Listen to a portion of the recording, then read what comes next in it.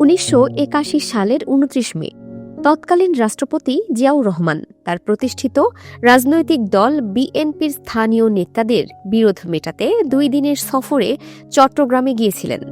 তার সহকর্মী ও কর্মকর্তাদের বিবরণ অনুযায়ী সেদিন গভীর রাত পর্যন্ত নেতাকর্মীদের সাথে বৈঠক শেষে তিনি যখন ঘুমাতে যান, তার কয়েক ঘণ্টার মধ্যেই ঘটে যায় সেই মর্মান্তিক ঘটনা। সেনাবাহিনীর একটি দল চট্টগ্রাম সার্কিট হাউসে তার উপর অতর্কিত গুলি চালায় এবং তিনি ঘটনাস্থলেই নিহত হন। ৩০ মে সকালে রেডিওতে প্রথমবারের মতো তার মৃত্যুর খবর প্রচার করা হয়। নিহত হওয়ার পর জিয়াউর রহমানকে প্রথমে চট্টগ্রামের রাঙ্গুনিয়ার একটি পাহাড় এলাকায় কবর দেওয়া হয়েছিল। পরবর্তীতে তার মরদেহ ঢাকায় আনা হয়। তৎকালীন অস্থায়ী রাষ্ট্রপতি বিচারপতি আব্দুস সাত্তারের নেতৃত্বাধীন সরকার তাকে রাষ্ট্রীয় মর্যাদায় রাজধানী ঢাকার শেরেবাংলা পার্কে বর্তমান সংসদ ভবন এলাকা সমাহিত করার সিদ্ধান্ত নেয়। তৎকালীন মন্ত্রিসভার উপমন্ত্রী এ.বি.এম. রুহুল আমিন হাওলাদার, যিনি জিয়াউর রহমানের জানাজা ও দাফনে উপস্থিত ছিলেন, প্রস্তাবটি ছিল মূলত বিচারপতি আব্দুস সাত্তারের।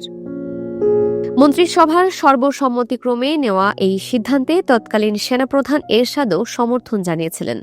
কিন্তু কেন সংসদ ভবনের কাছেই তাকে দাফন করার চিন্তা করা হয়েছিল?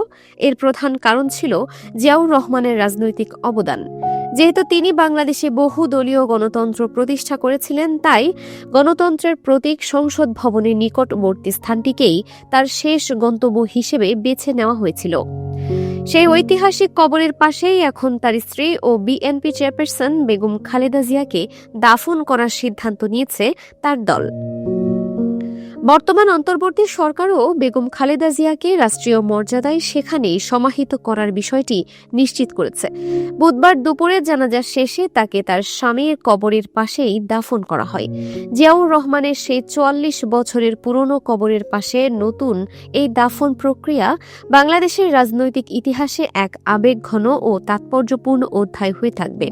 ইতিহাসের চাকায় ভর করে স্বামী ও স্ত্রীর শেষ গন্তব্য আজ একই বিন্দুতে মিলিত হচ্ছে। গণতন্ত্রের লড়াই আর রাজনৈতিক ইতিহাসের সাক্ষী হয়ে তারা পাশাপাশি ঘুমিয়ে থাকবেন সংসদ ভবন এলাকায়। Dinajpur TV, multimedia desk.